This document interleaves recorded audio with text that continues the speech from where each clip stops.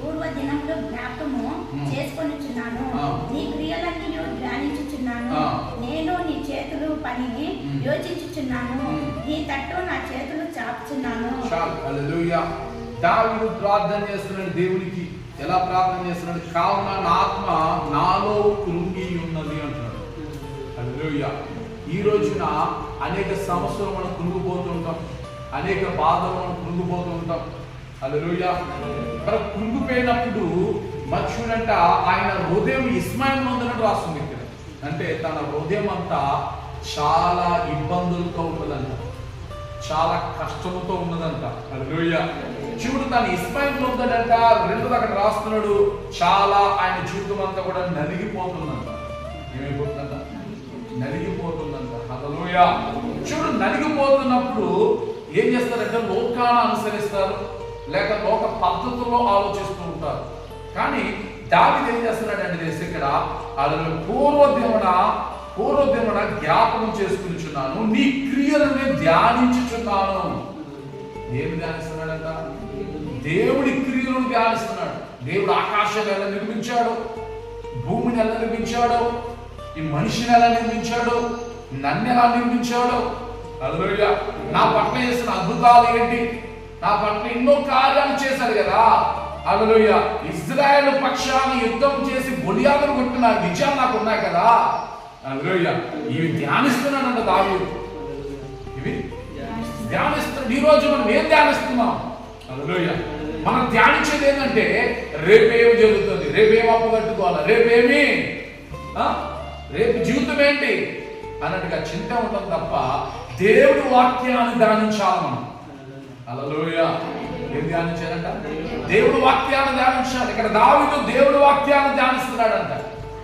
సమస్యల్లో ఉన్న, ఇబ్బందుల్లో ఉన్న. హల్లెలూయా. చెడు ఎప్పుడు ధ్యానించాడు, బలవంతుడుగా నిలబడ్డాడు యేసునామం. కాబట్టి ఈ రోజు మనం బలవంతులం, బలహీనం. యేసునామం బలవంతుల ప్రభు కృపను బట్టి. హల్లెలూయా. చూడు దావీదు అంటాడు, దేవుడి క్రియలను ధ్యానిస్తున్నా, అందుకని నీ తట్టు నా చేతులు చాపుచున్నాను. ఎవరైనా ఈ రోజున అనేక చేతులు, మనిషి చేతులు చాపుకుంటాం, నాకు సాయం కావాలి, డబ్బుల దగ్గరికి వెళ్ళి సాయం చేయమని అడుగుతుంటాం. కానీ వాళ్ళు చేయాలనుకుంటే లేకపోతే చేస్తారో చేయరో తెలియదు. హల్లెలూయా. చేసేవారు ఉంటారు, చేయని వారు కూడా ఉంటారు. హల్లెలూయా.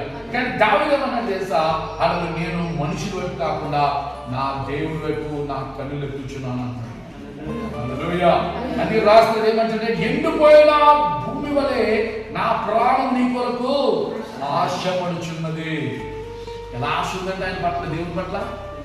ఎండిపోయిన భూమికి ఏం కావాలా? వర్షము కావాలా? ఏం కావాలి? ఇది వర్షాకాలం, వర్షాలు పడతలే. హల్లెలూయా. అవునా కదా? కొద్దిగా వస్తుంది, కొద్దిగా వెళ్ళిపోతుంది. అవునా కదా? కానీ భూమి ఆశిస్తుంది, నీళ్ళు కావాలి, నీళ్ళు కావాలి. హల్లెలూయా.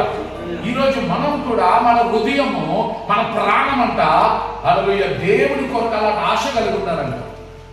అలాగే ఆశ కలుగుతుంది. ఏదో ఆరాధన చేస్తాను వెళ్ళిపోతున్నది కాదు. ఈ భూమి, ఎండిన భూమి ఎలా ఆశపడుతుందో మన హృదయం కూడా అలా దేవుడిని ఆశపడాలంట. దేవా నిన్ను చూడాలి, దేవా నీలో ఎదగాల, దేవా నీ వాక్యానికి తెలుసుకోవాలా, దేవా ఇంకా నీలో ఎదిగే కృప నాకు తెలిసేది ఆశపడాలంట మనం. హల్లెలూయా. ఈ ఆశ అనేది ఏం చేస్తుందంటే నీ జీవితాన్ని పరిగెత్తిస్తుంది. ఈ ఆశ అనేది ఏం చేస్తుందంటే నీ జీవితంలో బలహీనత ఉన్నా కానీ అందులో దేవుని లేపుతాడు. హల్లెలూయా.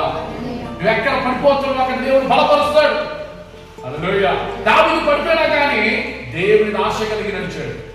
దేవా నా అతిక్రమం ఎంత తెలుసు ప్రభా, కానీ నేను ఆశపడుతున్నా, నా పాపాలన్నీ హేమం కంటే కడిగి ప్రభా అని అడిగాడు.